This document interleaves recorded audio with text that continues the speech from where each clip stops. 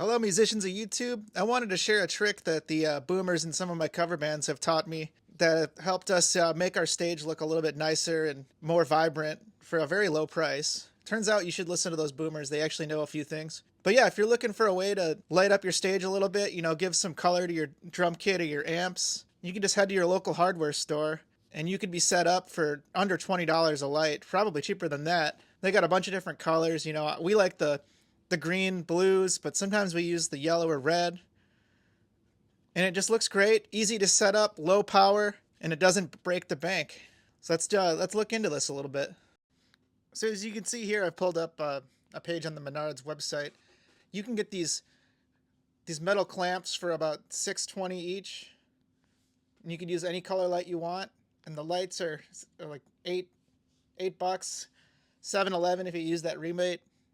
If you're a Menards shopper, you got to send in those receipts, but it's worth it to get some money back. And you could scroll through and you could see the different colors. I know they have red, green, blue, and yellow. So you got a few options there. You can mix them together to kind of make your own.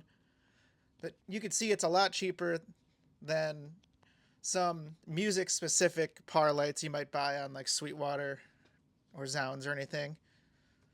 And they're not the best lights, but I think it does the job well for what it is. You could easily clamp it to your drum hardware or onto an amplifier. And I will say they work great for like lighting up your drums or some amplifiers, some background stuff, but they're not the most pleasant lights to look into. So if you're trying to light up people, I would probably look elsewhere, but to add a nice splash of color on the stage, I think this is still a great option and something you should consider. So yeah, just go over to your local hardware store or Menards, Home Depot, maybe even Amazon or Walmart. You really can't go wrong, but don't be afraid to look at the cheaper, non-music specific options out there for lighting.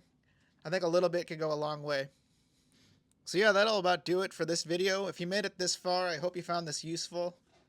Please consider giving this channel a subscribe if you want more DIY music tips from all over the map. I do a lot of V-drum stuff. I'm going to do some DIY home recording and engineering, and I got a bunch of ideas, so stick around if you want to find out little ways you can improve your workflow or stage presence or anything. But yeah, thanks again for watching, and see you next time.